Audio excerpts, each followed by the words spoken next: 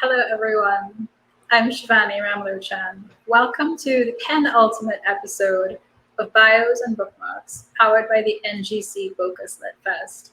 This is, of course, season 5, which has been all about telling complex family stories. And we're on episode 5. And I don't think there could be a book more perfectly suited to this theme than Maisy Card's These Ghosts Are Family. Maisy, welcome to Bios and Bookmarks. Thank you so much for having me. It's a real pleasure to have you here. And like I said, your book is so deeply concerned with the secrets we keep within our families and even from ourselves that it was among the first that I thought of when we were conceptualizing this particular theme. So to introduce Maisy to all of you, she is the author, of course, of her debut novel, These Ghosts Are Family, which won an American Book Award, the 2021 OCM Bocas Prize for Fiction, which we're very proud of. It was also a finalist for the Penn Hemingway Award for debut novel, the Center for Fiction First Novel Prize, and the LA Times Book Prize's Art Seidenbaum Award for First Fiction. Her writing has also appeared in the Paris Review's The Daily, Agni, the New York Times, Guernica, and other publications. Maisy was born in Portmore, Jamaica, but was raised in Queens, New York. She's a graduate of the Brooklyn College MFA in Fiction program and lives in Newark, New Jersey. And Maisy, without further ado, I'd like to invite you to do your first reading from These Ghosts Are Family for us. Okay, thank you, Shivani. Just to switch it up, I'm going to try to read a section I don't think I've read before in an event. So this is from chapter 3. It's a chapter called Gratitude. And it's set during the preparation for like a 9-night and a funeral. And it switches back and forth between a chorus of people visiting for the 9-night and funeral, and the yard boy, or, who's a man now, who had worked for the woman who had just died. So 3. That night, as we listened from our temporary beds to the sound of the yard boy padlocking the door to the burglar bars and closing the front of the house, we remembered why we'd left: to escape the feeling of living under siege. You had to coat your skin in repellent, hide behind a net from the mosquitoes, and lock your family inside a cage each night. No one had missed the clang of the metal grillwork or the crunch of the padlock and the 3 successive snaps from the bolts on your front door. And the weather in September, a monsoon 1 minute, unbearably humid and hot the next. A cold breeze would deliver a sharp chill up your spine every now and then, but still brought no relief. There was no way to escape the dampness, heat, and mold so bent on turning your white walls green. We fanned ourselves futilely and fell asleep, longing for the air conditioning we'd left behind. 4. When she was alive, Vera had never let Bernard enter her room, so he didn't move at first. He stood frozen in the doorway, imagining her sitting up in her deathbed, screaming at him to get out. When Vera wanted him, she preferred he bent her over the kitchen counter when the children were at school, or they were treated to his mattress in the shed once they'd put the kids to sleep. It became trickier when they grew older, but they had managed to find places until Vera became bedridden. But her own bed had always been off limits. So when he walked over and ran his fingers along the white sheets, his heart raced like he was trespassing, getting away with a transgression he would not have dared attempt had she been alive. He knew these sheets weren't the ones she died on. Geraldine would have changed them by now. But he stripped them off anyway, praying to find a miracle underneath. He found only the bare mattress, not an updated copy of her will, not a note scribbled in haste on her deathbed, or a page torn from her diary. Nothing that would make people believe that Vera loved him. nothing to suggest that she'd thought of him in the end. The sight of Vera's sheets lying in an untidy pile on the floor gave him a moment of satisfaction. She was not here to tell him that her things were too pristine for his touch. He pulled off her pillowcases and added them to the pile. He overturned her mattress and left it face down on the floor. He almost missed the faded envelope, suddenly preoccupied with appending the too neat room. The fragile paper inside had yellowed with age. It is with the deepest of regrets that I inform you that on Monday, September 14th, 1970, Mr. Abel Joseph Paisley, who was in my employ aboard the Sovereign of the Seas, too, met with an unfortunate accident during the execution of his duties, rendering him deceased. Enraged, Bernard tore it to pieces. He didn't want to think about what it meant that this letter was preserved under her mattress all those years, that she never stopped thinking about Abel, her husband, almost 30 years dead. He was more to her than Abel, he told himself. While Abel left her, then widowed her, Bernard spent the next 30 years with his life revolving around Vera's whims. He collapsed on the pile of linens and let himself remember their first night together. He was 16 and had worked for Vera for 2 months. Vera was 35 and was drowning under the weight of keeping a house and tending 2 small children. When she hired Bernard, she let him sleep in the shed that had belonged to another yard boy who Abel had let go just before leaving for England. Bernard had been raised by his grandparents in Haroldtown. When his grandfather died, his grandmother sent him to look for work in the city. He was not happy or unhappy. Happiness had never been one of his pursuits. But he found working for Vera rather than farming with his grandfather for his own survival to be boring. There were stretches of time where he just waited for her to order him to do something. Everything changed the night of the hurricane. Vera had let him sleep in the house in the spare bed in Vincent's room instead of the fragile shed in the backyard where he normally slept. Vincent was just an infant in his crib, and Abel was in England, just 6 months away from having a container of ship anchors fall on his head. Bernard remembered feeling colder than he had when he slept out back. The electricity had gone out, and then the last candle too. He lay in bed shivering, waiting for the storm to pass. He should have felt at rest indoors. It was the softest mattress he had ever felt, but instead he lay there in the dark, wide awake, listening to the wind. Suddenly, there was a pressure on his chest. He felt a person, a woman. He could tell by her smell and the feel of her legs as she settled on him, straddling his chest. He wondered at first if she was sleepwalking, but when she leaned forward, as if so that he could see the whites of her eyes, the whites of her eyes were focused on his in the dark. She ran her fingernails across his bare chest, and he felt a charge, a rush that coursed through every cell in his body. With his arousal came a sense of terror. He had never been with a woman before. He had never felt his heart beat that fast, and he both feared and welcomed what she would do next. He remembered wondering if he was in the midst of a nightmare. Vera was behaving like the witch in one of those old Haig stories, getting ready to drink his blood or drain his body's last breath. But his nightmares had never brought him this kind of pleasure. The next morning, Vera behaved as if nothing had happened. At first light, she ordered him to clear the debris and the fallen branches out of her yard, later scolding him for working too slowly. He had been too distracted and upset to work, suddenly doubting that the best night of his life had really happened at all. Vera came again 4 nights later, this time slinking into his shed as if she retired to such pitiable lodgings every night. From that point on, they had sex several nights a week for almost 25 years, until their nights together became rare as Vera's health declined. He remembers on their last night together, she had gotten so thin that as she lay beneath him, he was conscious of her bones pressing into his skin. She was still and silent, and he felt so guilty as he heard a moan of pleasure erupt from his own mouth that he stopped suddenly and couldn't finish. Bernard felt as if he might now see Vera's silhouette, the phantom version of her that appeared that night in the dark, as he got down and crawled on his belly, feeling underneath her bed for something. When he found nothing, he lay there on his back for a moment, staring at the underside of her box spring, exhausted and wondering if this was what Vera was seeing too. Was this what Vera was feeling? But of course, she felt nothing, she saw nothing. Vera was dead, and he would have to stop thinking about her. He must only think about how he would survive if he left this house. Bernard was so still and quiet, lying in his imaginary coffin, he could hear the chorus of outrage from the visitors. 5. What was the yard boy doing creeping into Vera's room at this hour? No matter if we were Vera's grandnieces or grandnephews, her uncle's cousin by marriage, her son's school friend's brother, we all had more claim to Vera's room than Bernard.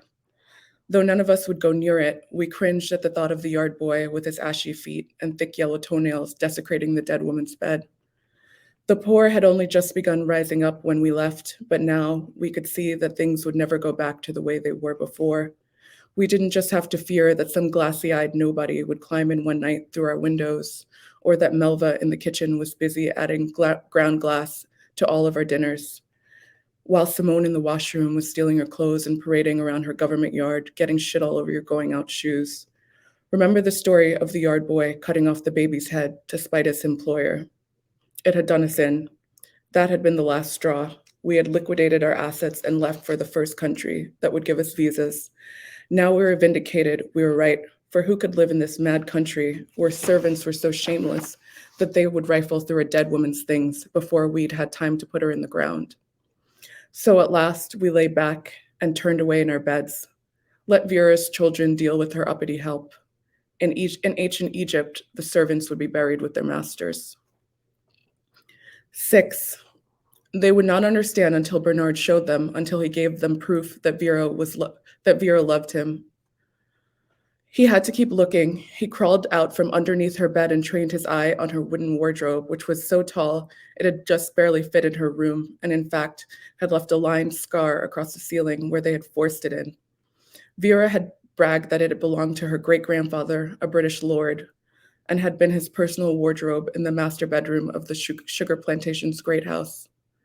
Her grandfather first inherited it and willed it to her because of all the grandchildren from his line of illegitimate brown descendants. She was his favorite. Her bone structure, if not her color, reminded her of his own mother's. Bernard opened the wooden doors and began pulling out each dress from its hanger. They were silken lace, dresses from another generation, a life of colonial comfort that Vera was raised in but had lost when she married Abel. She even had a fur coat in a box, which made Bernard laugh out loud as he threw it on the floor. He was quick and not gentle as he combed through everything that Vera had held valuable during her life, trying to find some trace of himself among them. 7. 3 little girls got out of their pallets and tiptoed to Vera's door. We told them not to go in there. We told them Vera was dead and had turned into a duppy until they buried her. We explained it takes 9 nights for the spirits to let go, and Vera had only been dead 5 days. We would send Vera off in 4 more on the night before the funeral, when we'd remove her mattress and her duppy would leave to find its eternal resting place. Until then, Vera's duppy still slept in her bed. But the girl noticed the man was in there with her. He wasn't afraid. We told them to move away from there and mind their own business, but instead they pressed their ears to the door because they wanted to hear the duppy talk to the man. They had so many questions. Was he her husband? Would he smooch with the duppy? How did that work when her face was invisible? 8. Outside the door, Bernard could hear little girls giggling. He had not had any children because of Vera. He had made her pregnant 3 times, once when he was 17 and twice in his 20s, but each time, indifferent to his protests, she had quickly disposed of them. Was it too late, he wondered. He could start over, find a maid like Geraldine if someone young enough to bear children would even consider a man his age. He was only in his middle age. He wasn't yet 50, but he felt older. Bernard wondered if any of the neighborhood women had thought of him over the years. No doubt many of them still believed he was a virgin. In all the years he had lived with Vera, he had never carried on with a girlfriend or taken a wife. No woman ever came claiming his paternity for their child. What kind of man didn't consort with women, or even men for that matter? Did they ever wonder? He was flattering himself, he realized. They most likely never thought about him at all. He spent so much time alone out back that the women probably thought he was dim-witted, which is why they only spoke to him when they needed help with dirty jobs, disposing of a dead dog or slaughtering a goat. He spent a lot of time with the animals, they noticed. The young women, the ones newly married with children, didn't speak to him at all. If he stood in the vicinity of their playing children, they wouldn't go back in their houses. They would rather let their rice pots burn on the stove than take their eyes off his movements, see if he is watching their children. Despite what others believed, Bernard had pressed many women beneath him over the years, always on the same hard foam mattress out back. He started to seek them out when Vera took sick. There were women whose flesh smelled of Ajax and carbolic soap.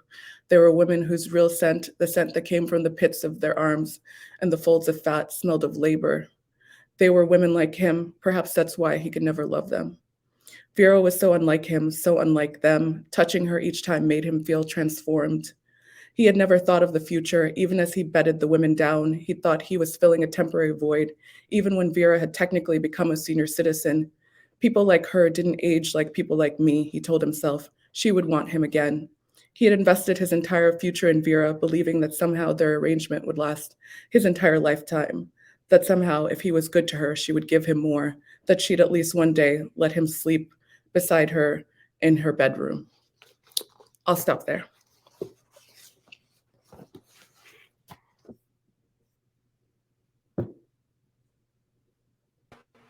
Thank you for that, Maisy. In the course of spending time with these Gosser family, what readers will see upon opening the novel is a family tree. And you might think, based on the blurb of the book, which tells you quite firmly it's about one man who has been living under another identity, a borrowed or stolen name, for such a long time, that family tree might focus on him and mention the other people in the narrative peripherally, but that's the opposite of what happens. So if I went into these Gosser family expecting to hear one story, I was met with multiple histories, each with their own secrets converging on each other. And it occurred to me that I really wanted to ask you, in the process of conceptualizing the novel, was it Abel / Stanford's voice who came to you first? Was it someone else in that family tree who spoke out and said, Maisy, please write me into being? Actually, now that I think about it, it was Abel. But the character, the character has been with me a long time, even before I really conceptualized a novel out of it. And he wasn't even called Abel, but it was essentially the same story. I'd been writing the story of a police officer in Jamaica, and it was kind of initially it was based on the story, that I had heard about my dad, who was a police officer in Jamaica, in the in the late 70s, early 80s. So at first he wasn't Abel Paisley. It started as like a kind of exercise in a creative nonfiction class. But later, he became Abel Paisley, which was who is kind of a composite of different men in my family. And I think for a novel that so readily proclaims its existence of ghosts, you do end up feeling impressively haunted by this book. And there are the ghosts that in the narrative you expect that you can see coming, but there are also the ones that surprise you. One of the passages that struck me earliest was Abel's relationship with his superior police officer partner, who met an end that one might say was rather unfortunate, and the way in which Abel remained haunted by that felt like a harbinger of so many of the hauntings in the book to come. And you're speaking so powerfully about the ways in which the mistakes that we make, either through acting or in that case choosing not to act, have repercussions that ripple throughout not just our lives, but the lives of everyone close to us and peripheral to us. But how much did that notion of consequences for actions or inactions reveal itself to you as one of the guiding concerns of the book, especially in its early conceptual stages? I think the direction of the book shifted. Yeah, it had a lot of different phases. I think initially I was writing unrelated stories, but yeah, for that particular chapter, which is it's called The Lamb or the Lion, and it features like a flashback of Abel and Vera's life in Jamaica before they immigrated, and before he fakes his death, and his partner is murdered in front of him, and he is dealing with all this trauma which he can't articulate and doesn't know how, and the fact that he can't articulate it, or he fails to, leads him to kind of try to lash out in other ways or prove himself in other ways. So yeah, I think I thought about, I think I was thinking about my own life when which is weird because it's such a very story that is very distant from me, but I think I was thinking about, kind of the stories that I heard, as a child. And so the story of my father being a police officer is one thing that I've only heard from my mother, never from him. And it's something that he's never ever spoken about. And, and he was, it's kind of, I think about how that experience kind of changed the trajectory of my life. The fact that, what the story is that he was in an accident, and his partner was killed. So it's not the kind of extremely violent end in the book. But, that experience and the trauma from that experience is what, eventually encouraged him to come to the United States. So I think about all these stories that I've heard, and some about, my parents, but some about people I've never met. And, I was just thinking about how, how people we have never met or things that happened in the past completely, influence the trajectory of our own lives. And how also that we are still living the consequences, of everything that kind of happened in the past. So yeah, I did start to, as I went deeper in the book, I wanted to make that, a constant theme throughout. The journey that you take us on through history is not linear. And to me, it's such a fine example of showing the reader how far back a line can be traced, so that we exist in contemporaneity, but as far back as we know, and certainly as far back, eclipsing a time in which many people who are descendants of slavery and indenture have records. Things have been happening within our bloodlines that define us, that stymie us, that impede our progress. I felt that there was this invisible but inexorable hand of fate over these characters, so much so that I often felt conflicted about how much blame to assign to them for their actions. And do you think, I suppose I wanted to know how much do you think any of these characters, not just Abel, but also Vera and Bernard and Ruthie and Louise, how much can any of them let themselves off the hook for their own behavior, which in most cases is morally gray because of what has happened to them in the past, so they either know or don't know about? Is there any kind of absolution that you think is possible there? I don't think complete kind of absolution is possible. Like, I think, I think I did want the reader to have some sort of empathy for everyone in a way, just because they are living, the consequences of history. And it's even more dangerous when you're not aware of that, when you can't kind of take those lessons in and use it to kind of guide your own behavior. But at the same time, you can't let somebody off the hook, on behalf of another character. So I think I wanted to stress that, especially with Abel's character, who really makes bad decisions out of cowardice, and fear, the book starts off with him kind of making this confession of the things he did, but not really asking for forgiveness or doing anything to atone. And I think I wanted the rest of the book to be about the damage that he caused, that he didn't even think about. And that damage is something that he really can't be given for. We can think of him as a whole complete human being.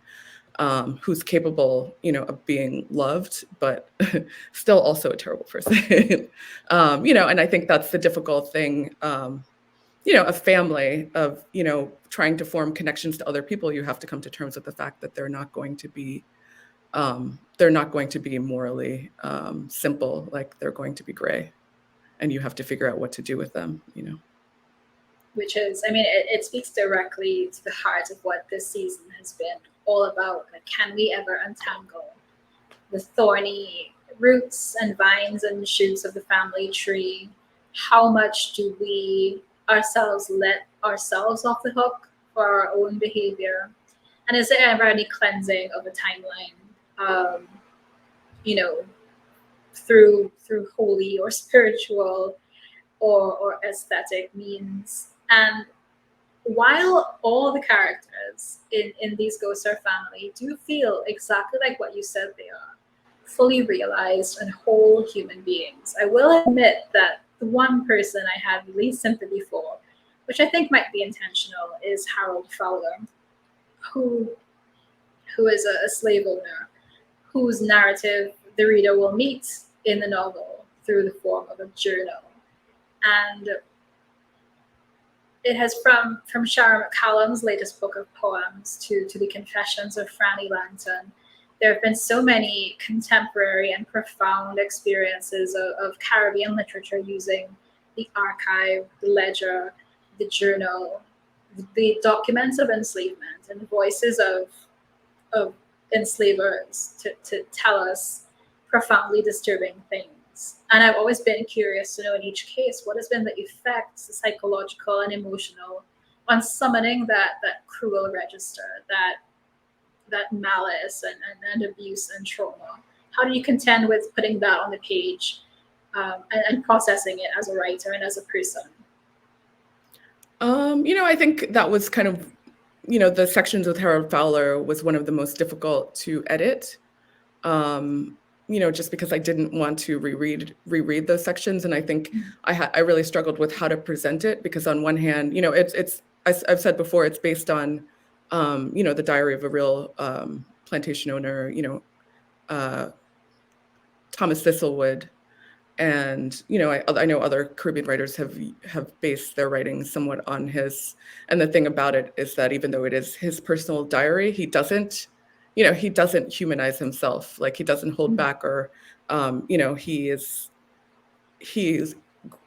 writes in detail about, like, the kind of torture and abuse that he puts his slaves, especially the women, through. And I think in a way it made me realize that slavery was even more violent than I could imagine. And I really wanted to convey that, because I think at times it's downplayed, and even in a weird way, like, romanticized. Like, I've read books set in the Caribbean where, the slave is naive and falls in love with the overseer. And I just wanted, from reading his journal, even though the women, were the subjects and he wasn't really writing about them, I think it did reveal about who they were and how, how tuned into they had to be to what was happening to survive. And I wanted that. I thought it was important to bring that about. Like, they were victims, but they were also people who would do anything to survive, and people who rebelled whenever they saw, like, the opportunity. So it was like I struggled with that balance. I wanted to convey the violence. I didn't want to, like, downplay that. But I didn't want it to be gratuitous or trauma porn. And I also, I think Harold is like a caricature almost of an evil person, but I think from what the records show, that, that's what those men were like. It was, it felt very unreal. It was kind of, the Caribbean was kind of their playground where they can kind of, bring any kind of violent fantasy they had to life. So I think that was difficult. And it was probably the last portion that I edited for the final book. But in the end, I thought it was really important to kind of convey that violence, because I think sometimes it's taken out. Absolutely. And I felt that for all that Harold and his brother felt like caricatures at points, they also felt entirely human. Like at no point does the reader think that their behavior is beyond the pale or beyond the realm of imagination. It felt, unfortunately, entirely too real and completely believable. And I think what is one of the things that's most fascinating about that journal to me is that I could reasonably expect to walk into the archive section of any library and find something very much like that. Because as you said, they're drawn from fact.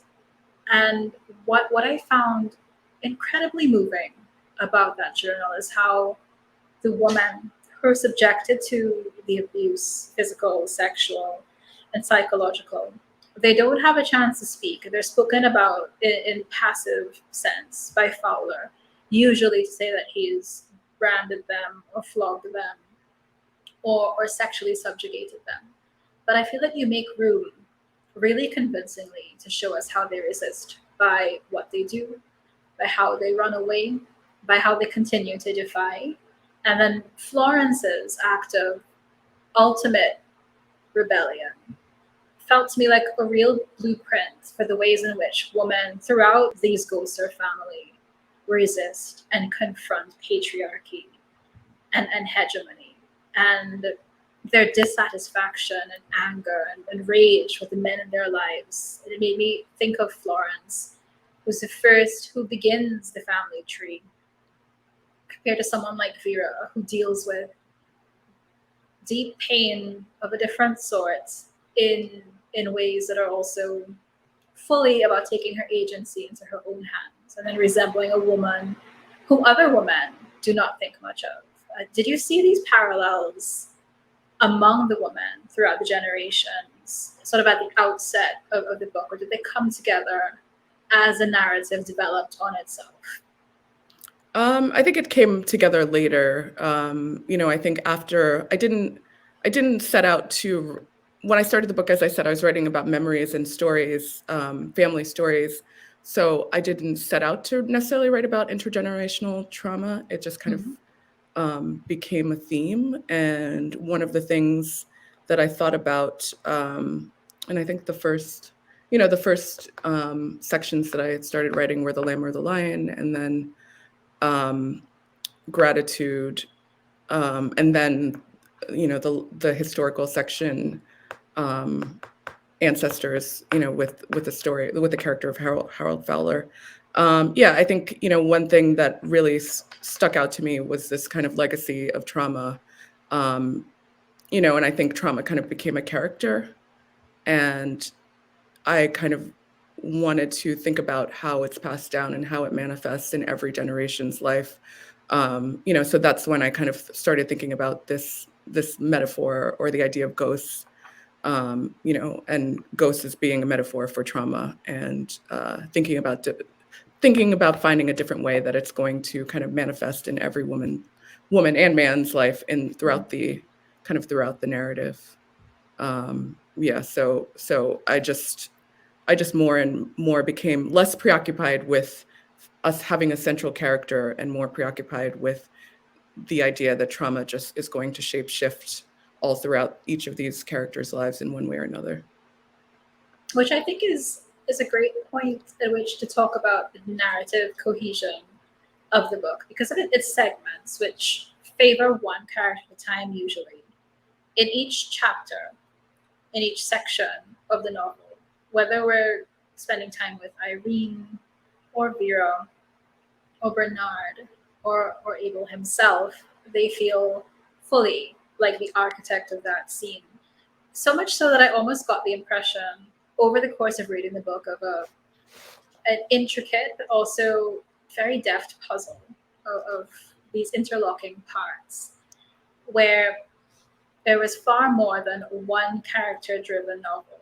And because it also takes place with temporal displacements and shifts and is not linear in its focus, it made me want to know about the timeline parallel writing that? Did any sections emerge with greater difficulty than others? Did you find that one segment changed or evolved in response to one that was already written from what you'd already conceived?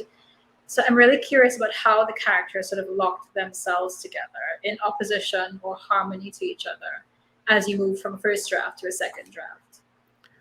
I think the most difficult sections were the sections that I started writing years ago. Especially, when I started writing this novel, I should say I was 24 years old. And when I finished, I was, I think 37 or 38. So I was, I've changed so much as a writer over these, 12 or so years that I was writing the novel.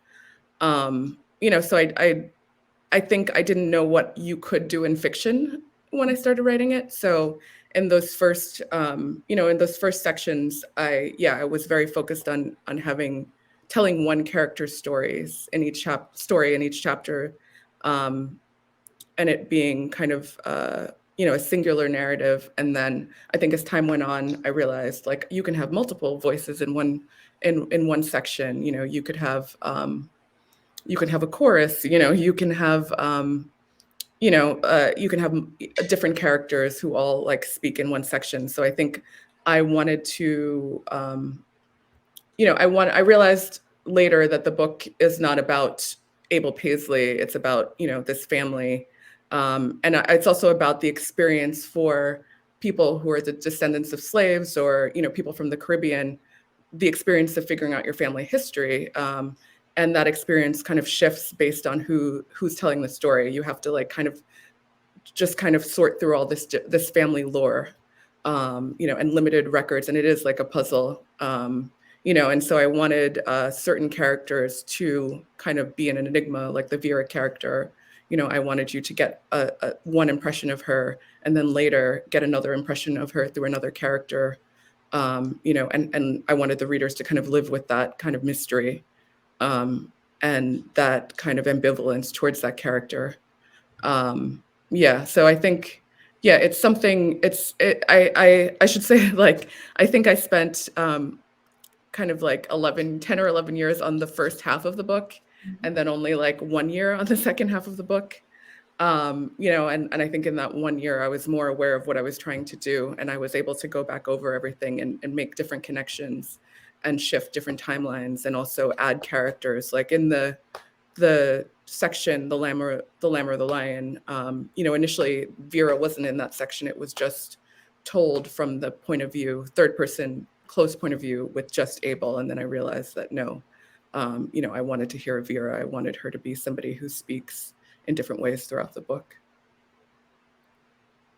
I think for most of the book, and especially as threads of the narrative don't necessarily resolve themselves, but come to varying conclusions.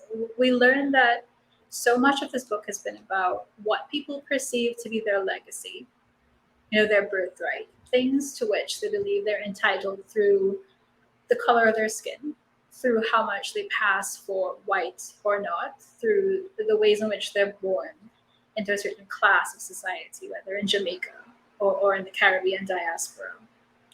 And the novel itself seems to resist that thinking very powerfully, that a person can certainly believe that they're entitled to things, but that the world and the circumstances of that very complicated family tree will show them otherwise. And do you think that every character we meet in the novel is surprised in that way? And I suppose I wonder who you think gets the most rude of awakenings, and whether or not it's merited. Because certainly I can think of everyone we've met learning things that profoundly shake them about themselves. Yeah, no, I definitely wanted that to be the case, that something would happen to every character that would make them suddenly aware of all this like kind of trauma underneath the surface of either, their own lives or something, in their family history. And probably the person who gets the rudest awakening is the Debbie character. It's the kind of white character who is, distantly related to Harold Fowler, the plantation owner, just because she is so unaware of her connection to slavery, which I think is, the case with a lot of people. It's just, the idea that Black people have the burden of like kind of, or, people of color have the burden of sorting through or coming to terms with this like history, but, she doesn't think that it has anything to do with her. So I think when in the book, she inherits, Harold Fowler's diary, and she has to kind of read about the graphic kind of torture, that he inflicted on his slaves, particularly the women. And so for her, it kind of shakes, it shakes everything that she kind of believed about herself and her family. And it also forces her to question her own privilege and where her family's money actually comes from. And for the first time that, things aren't, merit-based, and that, that she is still her wealth might be a result of profiting off slavery as well. So yeah, probably her, just because she's so distant, and I think, everybody else in the novel, is a Black character. So they are somewhat aware, just by virtue of the color of their skin, of their somewhat connection to slavery, even if they are kind of in denial, a few of them. But Debbie is just completely unaware. I think, in that character in particular, you create this fascinating space for the reader to think about the perils of white benevolence, of a kind of benign and well-intentioned whiteness that often thinks it is or tries to be above reproach, but which is not surprisingly very sensitive to criticism and to being faced with the facts of its own legacy, where Debbie thought she was not that kind of white person who would deny the legacy of slavery in her bloodline. When she found out that it was the truth, her reaction was very different to what she'd expected. And I think all the characters in these ghosts go through similar moments of feeling incredibly humbled when they realize, for one reason or another, the things they thought to be self-evident are simply not true. The way in which Ruthie, for example, is so disconcerted by the fact that when she finally does meet her father, he displays no kind of outward contrition or shame for his past behavior, and is vaguely proud of her in a very abstract sense, but does not seem to feel the weight of what her life has been with her mother up until that point. And so it's like you said, as much as we are impelled by facts stretching back to in our antiquity, beyond what we can understand, we're also entirely free agents of our own will. And as you show, the characters in this book do not always make the best decisions for themselves or for other people. Yeah, and I think especially in that story too, it's like all the characters, you have to, as Ruthie is like one of the characters, one of the few I think who are born in America, and is kind of unaware of what life is like in Jamaica, or her past or her father's past, and I think she has to come to terms with who he really is and the society that he was raised in, and the norms or code of conduct that was kind of normalized, where men didn't have to apologize for anything. So you have to figure out how to love. She has to figure out how to love somebody who won't apologize. And that becomes kind of the struggle, with all the characters. And I think, that's kind of where sometimes the supernatural comes in, because sometimes it's kind of an impossible feat to like forgive somebody who's not there to apologize or take accountability, or to atone or ask for forgiveness. And sometimes, characters have to have this kind of supernatural experience to really like achieve that kind of catharsis that they're striving for. I think this is a great time to invite you to do your second reading from These Ghosts Are Family for us, please. Okay, I think I'll just read a short section from the beginning.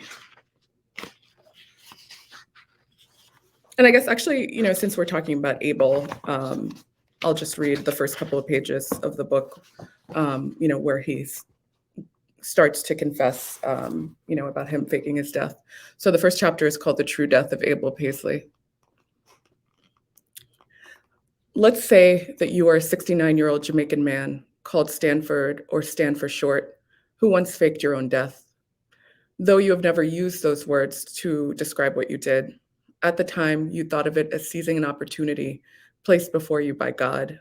But since your wife, Adele, died a month ago, you've convinced yourself her heart attack was retribution for your sin. So today you have gathered 3 of your female descendants in one house, even the daughter who has thought you dead all these years, and decided that you will finally tell them the truth. You are not who you say you are. You have spent the last 20 years of your second life living in a brownstone in Harlem, running a West Indian grocery store. Recently, you shuttered the store. You have given up on fighting your arthritis pain and are finally sitting in the wheelchair Adele picked out. You are looking out of your parlor window, waiting for your daughter, the one who thinks you are dead, to arrive. It's been 35 years since you've seen her, so you study each woman who passes your house for reflections of yourself. You haven't bothered to shave, press your clothes, or comb your hair. You are ready to be still and rot. You imagine the death of Stanford Solomon, unlike the abrupt end of Abel Paisley, will be achingly slow. Already it feels like you are losing small pieces of yourself daily. To you, old age is the torture you deserve, a slow, insignificant death, your matter dispersing into the air like dandelion seeds until the day there's nothing left. When you died the first time, you were still a young man in your 30s and had been working in England for less than a year. It wasn't easy for an immigrant, especially a Black man, to find a decent job back then. But through a boy you'd known back in primary school, Stanford, you'd gotten a job, a room, and a job on a ship. You had no idea it was just the beginning of your streak of good luck. You and Stanford were the chosen wogs they allowed to work alongside the white men. Stanford complained often about London. He hated the cold. He missed his grandmother and the tiny village, Haroldtown, where you'd both grown up back in Jamaica. You'd already escaped the countryside for Kingston, and from there, London. You felt free. That sense of freedom and joy only dampened when you thought of the family you left behind. Your first wife, Vera, wrote you long letters weekly about how you'd abandoned her and left her to become a dried-up old spinster. But you both knew perfectly well that it was her idea for you to go to England, where she thought you'd somehow become a better provider. Your son, Vincent, was still in Vera's womb when you sailed off. Your daughter, Irene, a stumbling toddler. You had barely settled in when Vera's first letter arrived with a list of things she wanted you to buy and send them. With every letter, the list grew longer, and you worried that you would never be enough. The day you died, you were running along the dock because you were late for work, while a container was being lowered onto the ship. You stopped short when the container fell, dropped from the crane, and thundered against the deck. You were close enough to hear the screaming. "Who was it?" you heard someone shout. "One of the wogs," another answered. "It's Abel." For a moment, you were confused, hearing yourself pronounced dead. It was like one of those movies where the dead person's spirit stands by watching as a crowd gathers around his body. But no, you were certain it wasn't your body, so you boarded the ship. The captain approached you immediately and said, "I'm sorry, mate. No way Abel could have survived that." You almost laugh now when you think of it. The one-time racism worked in your favor. The captain had gotten his wogs confused, looked you right in the eye, and mistook you for the other Black guy. Abel was dead, crushed under the container, unrecognizable. But you, Stanford now, could turn and go home. Perhaps it's telling about your nature that you did not hesitate. You nodded and turned and walked away quickly from Abel and all his responsibilities before any of the others had a chance to recognize you. I'll stop there. Thank you for that. It's probably one of the most unforgettable openings to a novel I've read this year. Not only for the fact of Abel, but because you do that immersion in the immediate person with other characters who follow immediately, showing the scene of reckoning from their point of view in a way that felt extremely theatric to me. Like I could see the action unfolding on the lip of a theater or on a screen. And I want to confess that the character for whom I feel the most is still Bernard. I found that section of the novel one of the most acutely agonizing to read, just emotionally. It made me think a great deal about what we were talking about earlier, about how people truly suffer because of the difference between what they secretly feel they deserve and what is given to them. And how that is true for all relationships, and the fact that it can be especially agonizing if one is talking about love, romantic love, which is impinged on by everything that Bernard and Vera went through, what their relationship was qualified by notions of class and privilege and wealth and structure. So I think of all the characters, none of whom are perfect, and therefore all infinitely more fascinating for being so. Bernard is the one for whom and in whom I'm most compelled to root for. And I wanted to ask you the same thing. If you looked at your family tree, understanding all the characters as you do, does any one of them, one of those you would secretly champion, um, especially in the thick of their struggles, like when they're at their lowest in the novel? Is there one that you feel for the most at this point, having lived with the book for so long now? Yeah, I do. It probably would be Bernard, I guess, just because, yeah, I don't necessarily know how he became such a big character, but he just became a character that that was one of the sections that I wrote for many years. And I think I felt his love, and I didn't intend that to be the narrative when I first started writing it. I didn't intend it to be a love story, or a story about a love where there's a tremendous power imbalance. But that's kind of how it turned out. And yeah, I think the more, the more I wrote about him, the more real he started to feel. Um, and the more I kind of thought about class, in the Caribbean, and kind of helpers, and the people kind of in the background, within my own family, and just, in general. I think maybe that's why he became such a real character. I think also, that story was written from like a childhood memory. It was just the memory of going to my grandmother's funeral and her 9-night. And I remember there was, we were all sleeping on the floor, even though, there was an empty bedroom because it was my grandmother's room. But everybody was too afraid to go in her room because she hadn't been buried, and we hadn't had the 9-night. But yeah, I remember a man slept on her bed, and everybody was kind of like upset about it. And I didn't know who this man was, and then later I saw him. He helped dig her grave. And I think just like that image just kind of stuck with me, I think, for the rest of my life. And that's how I kind of formed the story. So maybe just having the concrete kind of image in my mind made it more real for me. Do you think, I certainly feel that all the characters we meet have their say directly or indirectly, that we come to know them really well through their own stream of consciousness or what is revealed about them by the people closest to them. But now that the book is, and has been for some time, a complete entity in the world, do you ever look at it and think, are there any of these characters who had more secrets to tell? Does anyone still feel like they might be withholding something from the page? And if so, who would that person be?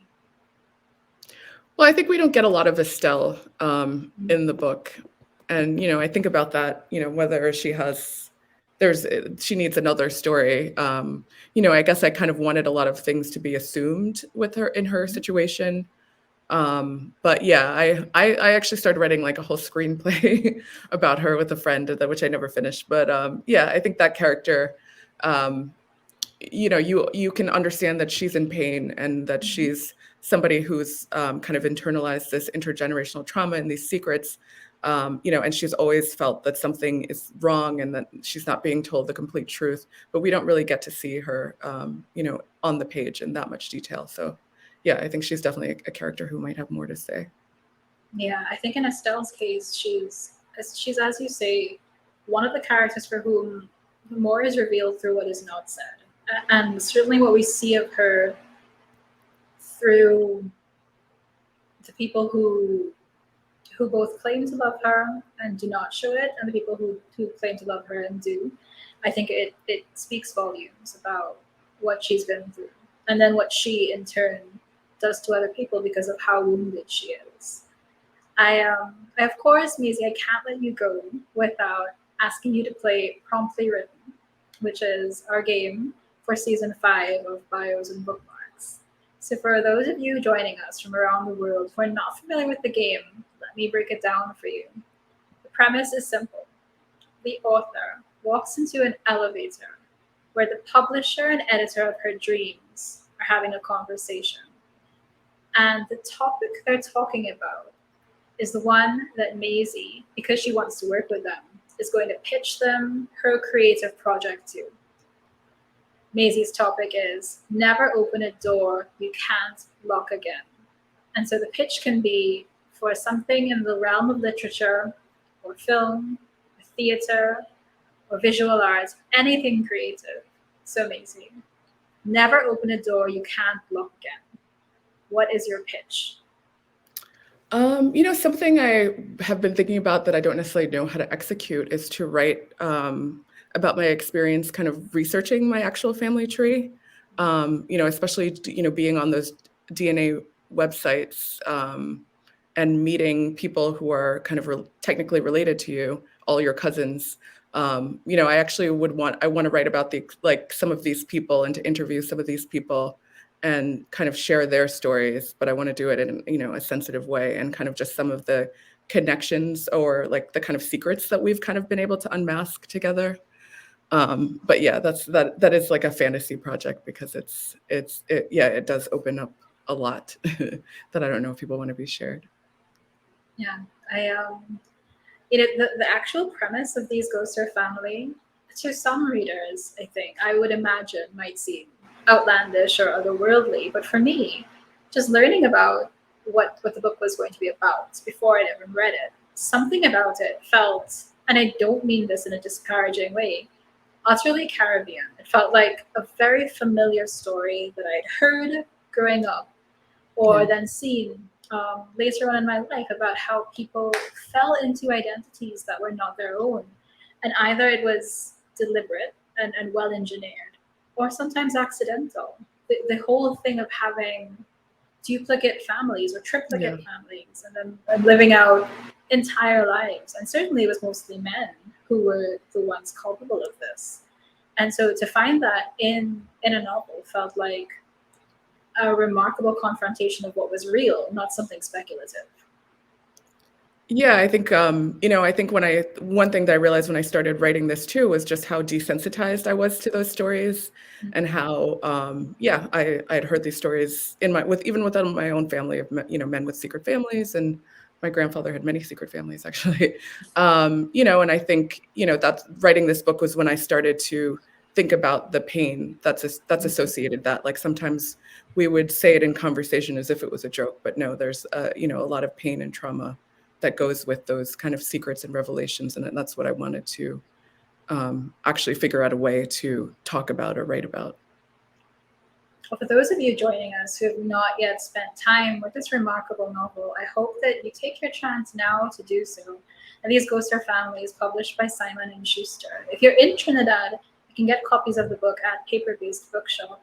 We're so excited to celebrate these Ghosts or Family, which is, of course, this year's OCM Bocas Fiction Prize winner in this way, with Maisy live and direct as part of Bios and Bookmarks, powered by the NGC Bocas Lit Fest.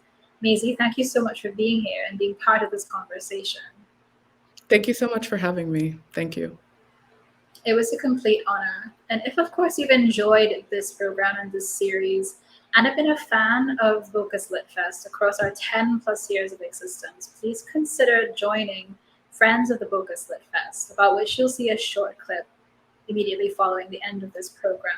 Thank you all for tuning in. Next week is the final installment of season 5 with Lawrence Scott, and you don't want to miss that. Thank you, everyone, and take care. Thank you.